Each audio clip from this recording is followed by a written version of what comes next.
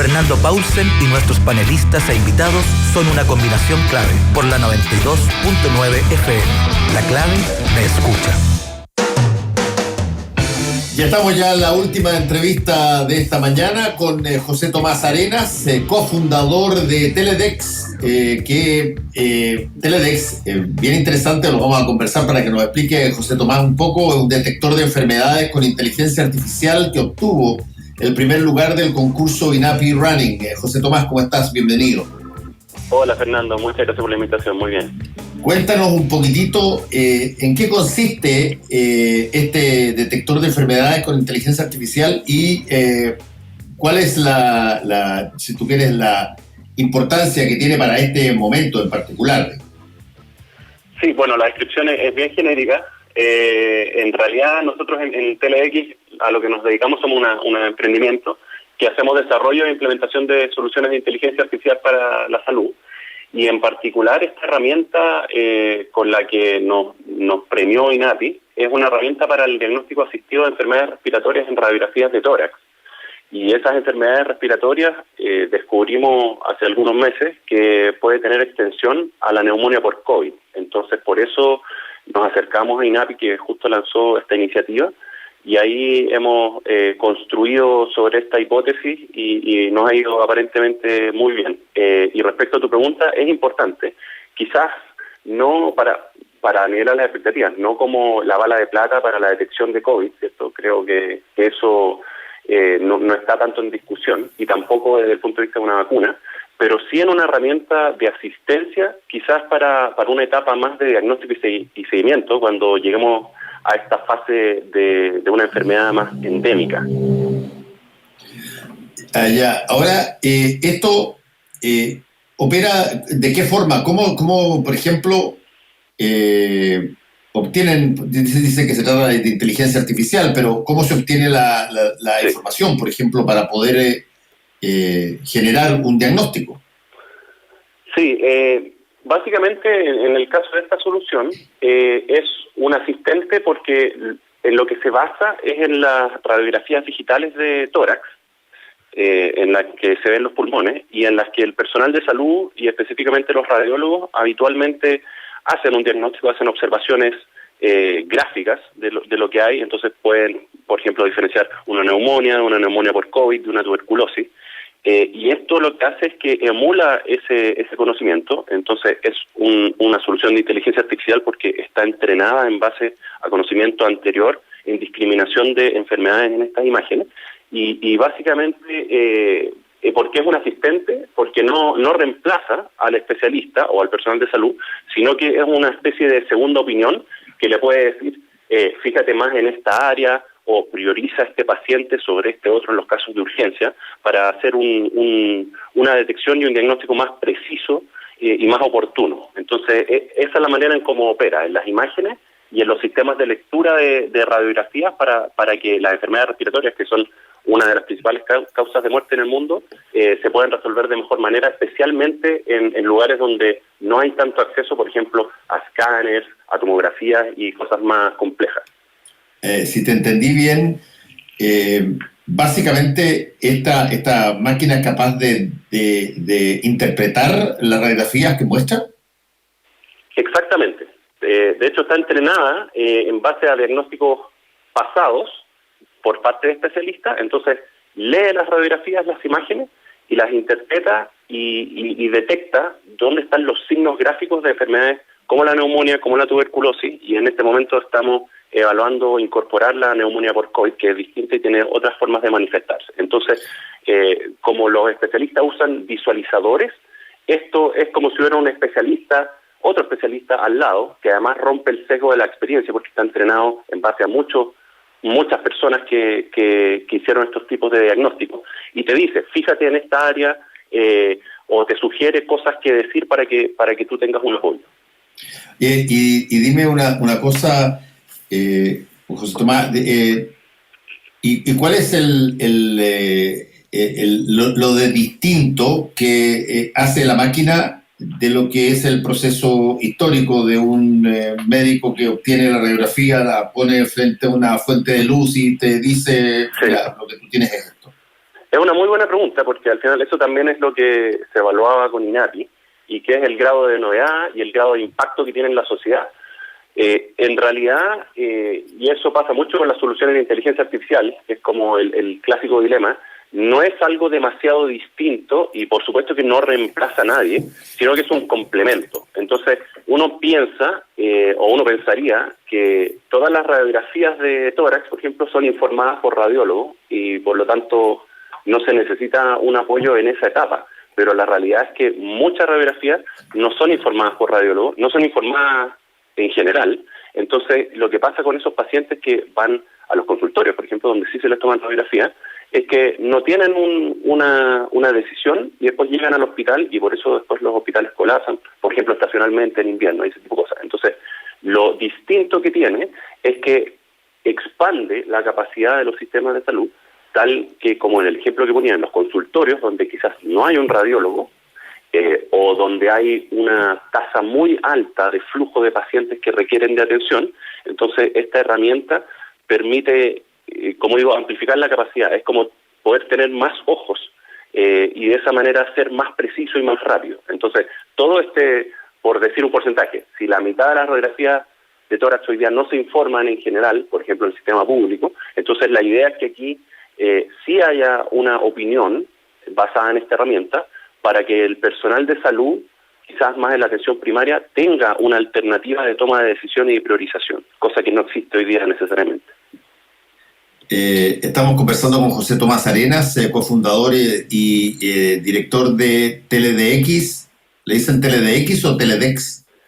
TeleDx, que en realidad es abreviación de telediagnósticos. Ok. Perdona, pero te entendí de que la mitad de las radiografías que se toman no se informan. Mira, no tengo el dato preciso porque a veces es difícil tener cifras a nivel Latinoamérica. Generalmente lo que está mejor documentado es lo que está en Estados Unidos o en Europa. Pero nosotros también nos sorprendimos en una reunión cuando nos comentaban, porque nosotros hacíamos la misma pregunta, o sea, de hecho sabemos que las enfermedades respiratorias son una causa de muerte muy importante, entonces sabemos la pertinencia de una herramienta de este tipo, pero lo que pensamos es en un asistente, digamos, en que sea un proceso más rápido, más preciso.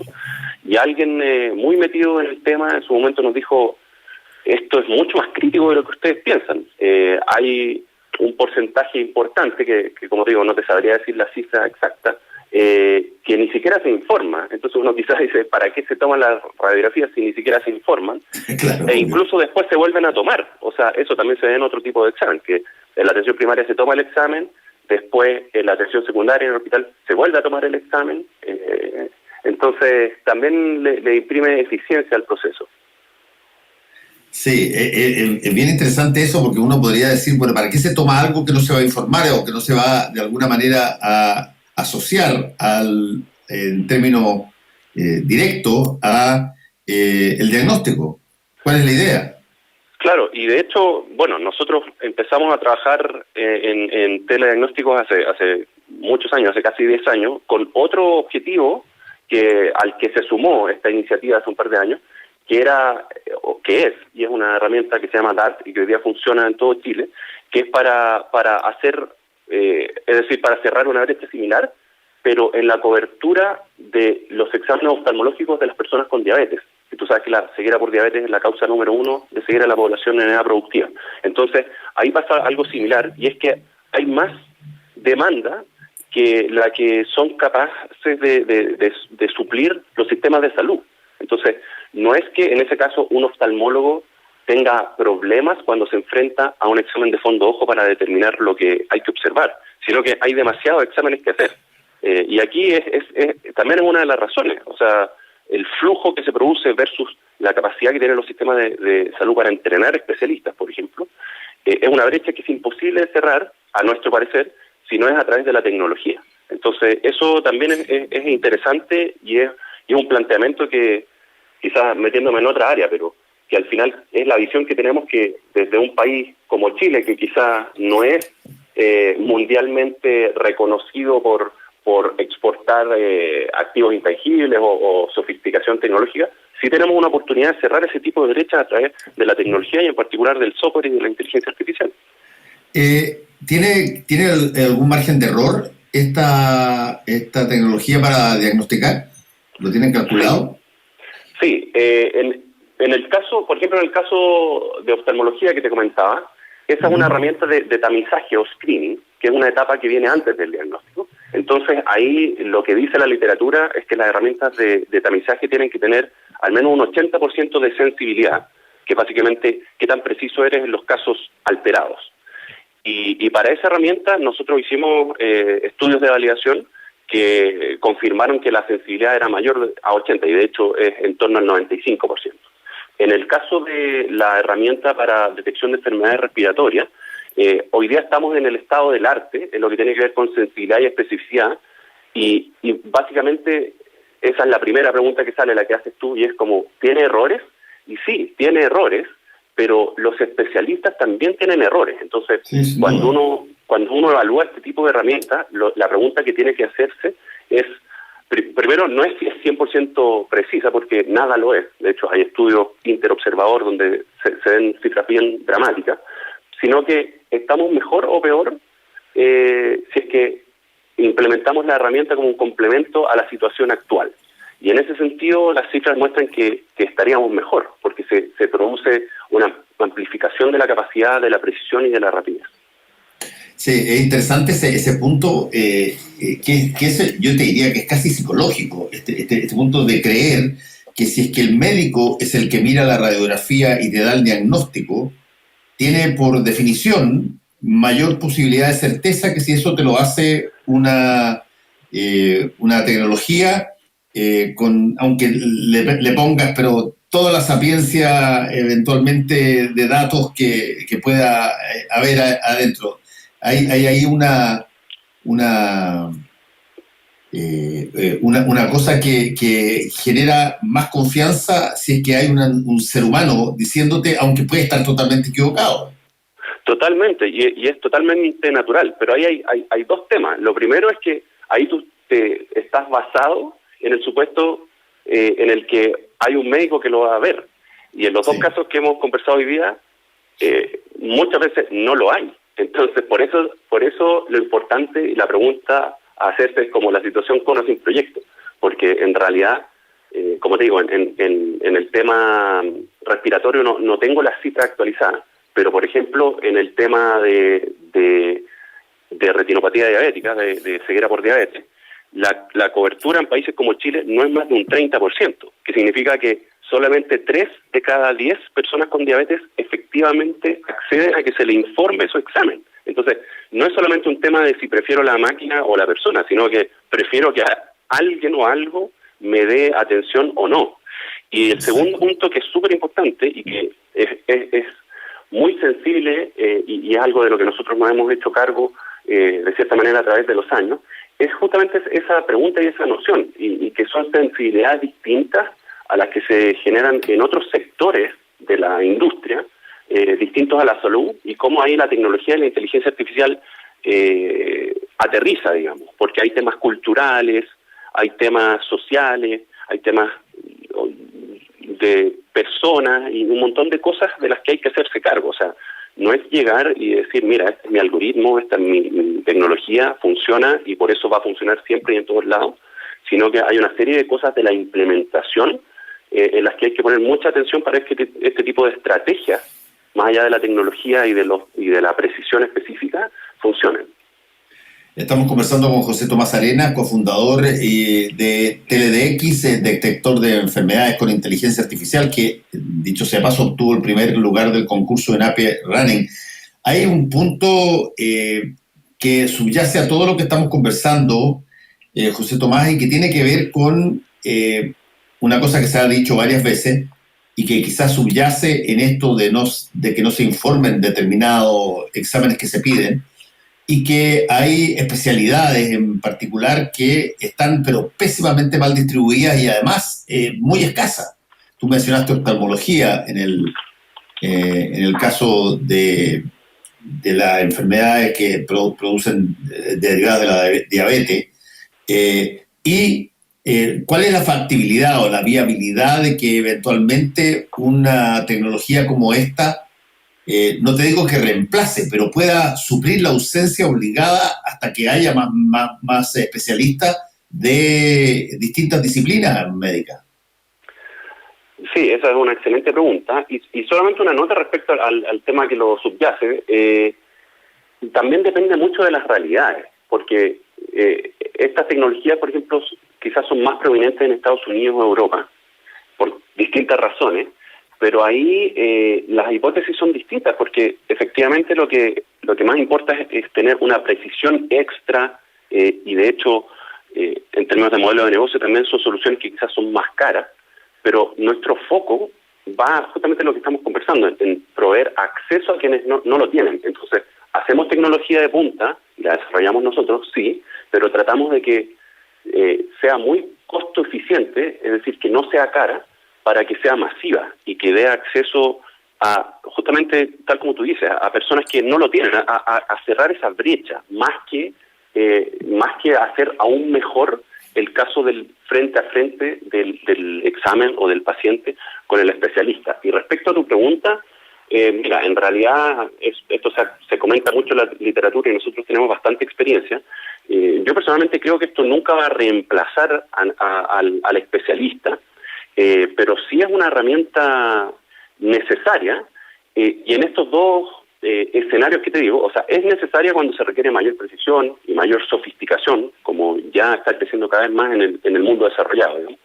Y en los países en desarrollo y en las regiones como Latinoamérica, que es nuestro foco en este momento, es mucho más necesario por el tema de cerrar esa brecha. Eso a mí me gusta referirme al cerrar una brecha. Es decir, no es que alguien esté siendo reemplazado, no es que en el futuro alguien vaya a ser reemplazado, sino que esto es un complemento. Es decir, es como si uno pensara que el estetoscopio iba a reemplazar a alguien. No, pero hoy día, o no sé si hoy día, quizás hoy día ya incluso está pasando de moda, pero en un momento es una herramienta básica, porque es innegable la potencia que le agrega eso a la práctica. Entonces, eso yo creo que es lo más importante y que va a ser parte de la realidad. O sea, ya es parte. Como te digo, DART, hoy día nuestra solución de teleoftalmología está funcionando hace más de 2 años, y está beneficiando a más de 220.000 personas reales en Chile al año. Entonces, eso ya es una realidad, no es ni siquiera el futuro, ¿te fijas? Entonces, yo creo que por ahí va la pregunta y la discusión de dónde se va a poner esto. Y es más, en el caso, por ejemplo, de herramientas diagnósticas, es al revés. O sea, eso nosotros lo observamos en la práctica. Les da más trabajo y mejor trabajo a los especialistas, porque selecciona mejor cuáles son los pacientes que realmente requieren de una atención. Entonces, sofistica mucho más la intervención y la aplicación del conocimiento muy, muy especializado del personal de salud, quizás sacando de una manera más simple los casos que necesitaban ser descartados. Entonces, en ese sentido, un círculo muy virtuoso. Y desde el punto de vista de su masificación, José Tomás, ¿cuál es la idea de ustedes? ¿Esto lo instalan acá? ¿Se vende? ¿Se licencia? ¿Qué se hace con esto? Sí, desde ese punto de vista nosotros, parte de lo que nos ha hecho capaces de escalar muy rápido, porque como te digo, lo pusimos en más de 130 puntos de atención en Chile en un periodo de no más de 3 meses, es que nosotros nos centramos en la parte de software, y eso es muy escalable, y ya a nivel más macro, al final lo que buscamos nosotros es probar un punto en Chile que en el concierto latinoamericano, ¿cierto?, es un país estable, y es un país que a pesar de lo que uno pueda criticar, incluso el sistema público de salud, es mucho más factible implementar tecnologías que lo que vemos en otros países de la región. Entonces, tratamos de usar a Chile como un buen laboratorio para después replicar casos de éxito en Latinoamérica, en Perú, en México y en todos los demás países. Y ahí, sí, se podría decir que al final lo que hacemos es un licenciamiento, pero en realidad lo que hacemos es lo que se llama un software como servicio, un software as a service, en donde tratamos de tener transacciones a tarifas muy bajas para poder masificarlo. Y en todo caso, y aprovecho para pasar el aviso, específicamente en nuestra solución radiológica, ¿cierto?, para enfermedades respiratorias con extensión a COVID, Hoy día también estamos buscando subir al barco a especialistas, a líderes de opinión y a instituciones que quieran ser pioneras, especialmente desde Chile, para acelerar este proceso y para demostrar y también generar evidencia, cosa que es muy escasa en Latinoamérica respecto a este tipo de tecnologías, sobre todo aplicadas a enfermedades de contingencia. ¿Y esto podría tener algún tipo de derivación a otros tipos de diagnósticos que se basan también, por ejemplo, en radiografía? No sé, me estoy pensando todo lo que puede hacer trauma, fracturas, situaciones que quedan registradas en una radiografía o en un escáner. Pero tú me dices que esto podría llegar eventualmente a usarse como un sucedáneo si es que no hay escáner en alguna parte. Absolutamente. De hecho, esa es la evolución a la que nosotros apuntamos. Por un lado, a escalar rápidamente en términos geográficos, ¿cierto?, y de masividad, pero por otro lado también escalar en la dimensión de aplicación y de impacto en distintas áreas. De hecho, pasamos de la oftalmología y uno puede decir, ¿qué tiene que ver una foto de la retina con una radiografía de tórax? Pero dada la expertise que nosotros hemos desarrollado y la metodología que seguimos y también su aplicación en salud, que no es menor, o sea, es por un lado la tecnología y por otro lado la salud, saltamos de la retina y ampliamos a radiografía y de hecho hemos trabajado en data que no necesariamente es imagenológica, por ponerte un caso en el tema de estratificación de pacientes crónicos para saber cómo tratar y dar seguimiento a diabéticos de distintos tipos, porque hay distintos tipos, en base a sus datos no imagenológicos, y así hacer una atención mucho más personalizada a pesar de la masividad. Entonces, nosotros efectivamente lo que buscamos finalmente es ampliar el espectro de impacto, siempre muy centrados en la necesidad, es decir, en qué es lo que necesita el medio, o sea, dónde están los problemas reales en los que podemos impactar a través de la inteligencia artificial en salud. Y en un minuto que me queda, José Tomás, ¿qué viabilidad tiene el servicio público de contar con esto y no solamente las clínicas privadas que probablemente pueden pagarlo más rápidamente? ¿Hay algún convenio o algún tipo de posibilidad de que el Estado consiga varios de estos aparatos para instalarlos en sus hospitales y consultorios? Absolutamente. De hecho, nuestra solución oftalmológica está en su gran parte implementada en el sector público, y además como es software, es decir, como son programas que están basados en la nube y se conectan con los equipos físicos que ya tienen implementados, entonces también eso es parte de lo que apuntamos a resolver, el problema más grande que hay en el sector público. Así que estamos totalmente abiertos a hacer eso, y de hecho hemos tenido conversaciones esporádicas con ellos para estar conectados con la necesidad, y eso al final es lo que apuntamos, porque ese es uno de los principales pasos para apuntar a la masividad. José Tomás Arenas, cofundador y CEO de TeleDx, muchas gracias por este contacto con Combinación Clave. Que te vaya muy bien. Gracias, Fernando. Que estén bien. Chao. Y gracias a todos ustedes. Cuídense. Prepárense para tener unas fiestas patrias racionales, por favor. No irracionales. Chao.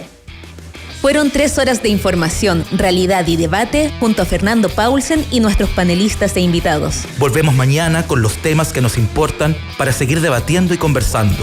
Combinación Clave. La clave me escucha.